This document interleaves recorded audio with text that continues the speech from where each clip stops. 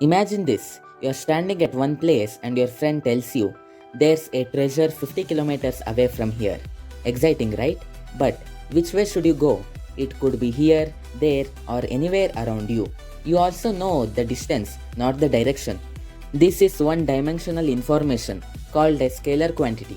Scalar quantities have only magnitude, they tell you how much but not in which direction. Naturally, you'd ask, in which direction should I go? Now, imagine your friend says, it's 50 km to the northeast. Now, you know exactly where to go. This information includes both how much distance and which direction. This two-dimensional information is called a vector quantity. What's the difference? Scalar, only magnitude, example, distance equals 50 km. Vector, magnitude plus direction, example, displacement equals 50 km northeast. Another great example is speed. If someone says, I am traveling at 60 km per hour, that's a scalar quantity. It only tells you how fast, not where. But if they say, I am traveling at 60 km per hour towards Delhi, that's called velocity, a vector quantity. Simple rule to remember.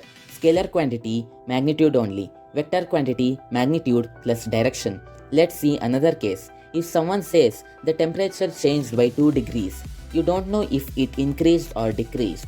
But if they say it decreased by 2 degrees, now you have direction rising or falling, making it like a vector.